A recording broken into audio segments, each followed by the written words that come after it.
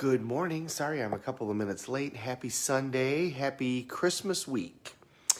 So, somebody pointed out to me that I had told the Disney story before. I know that. You know, Jim Rohn basically said the same speech almost every time that he spoke. And he was ridiculously successful as a personal motivator. Why did that work? We'll talk about that tomorrow. As a Sunday, we always do a bigger picture message, and I'm going to tell you right now that this is going to be a repeat message too. So, Ray Dalio. Has anybody ever heard of Ray Dalio? If you read Tony Robbins' book Money, then you certainly have heard the name. Ray Dalio is actually the best investor in the history of investing. And most people consider Warren Buffett to be that person. Warren's been an incredible investor, but Warren got himself set up so that he didn't have to follow the SEC regulations. What I mean by that is Warren doesn't take money from investors and then invest it. He takes money from his insurance companies and then invests it. As a result, he can invest all of the money he wants whenever he wants, and he can leave it there as long as he wants. That's a huge advantage. Ray Dalio actually ran an investment fund, which means he has to follow the SEC guidelines, which means he has to have a certain percentage that's liquid. People can call up and withdraw money at percentages and da-da-da-da. So he couldn't invest in the same way Warren did, and yet he still actually produced better results. Ray Dalio, in 35 years of investing, never lost money. Never. Even in 1987, when the stock market went down 50%, he never lost money. He is ridiculously generous. He manages several funds for charities, doesn't even charge them. He just does it on purpose. His fund has been closed forever. I mean, back when I first heard about him 20 years ago, he needed $100 million in order to get into his fund, and then he closed it a long time ago. I had the chance to briefly meet Ray at Tony Robbins' birthday party last February, last time I was on a plane, February 29th. Tony is a leap year baby. They held a party at right by the Staples Center in Chicago. There's an arena there. And they raised $18 or $19 million for the Underground Railroad, which is a system that was set up. A lady at a Tony event was involved in sex trafficking. It came out a couple of years ago. She was kidnapped in Los Angeles, taken to Mexico, and she was sold several times. She was a sex slave for years. And then, and this was when she was 12, and she was only sold to people who were pedophiles, and so when she was 17 or 18, she was able to escape and came back to the States. Well, obviously her adjustment was significant, and I got to meet her at an event.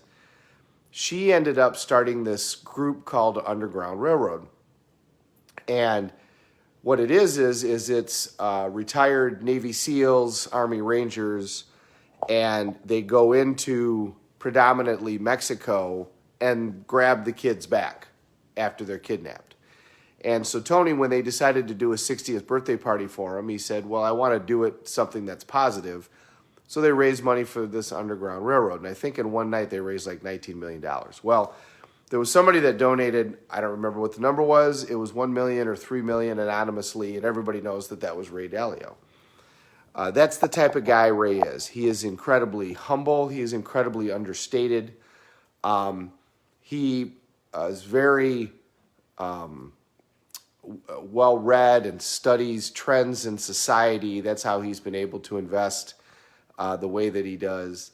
And when I met him, I was actually handing him cookies, and he that were there from a series of nuns that Tony had built an orphanage for, or built a convent for, excuse me.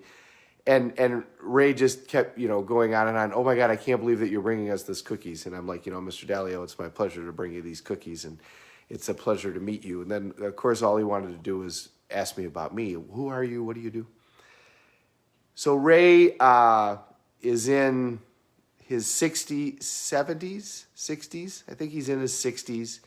He's been married to the same lady for 40 plus years, 2 children. I mean, this is a man that can do anything, right? He can do anything in his life. If he wants to buy an island, he can buy an island. If he wants an audience with any member of any government in the world, he can pretty much make that happen.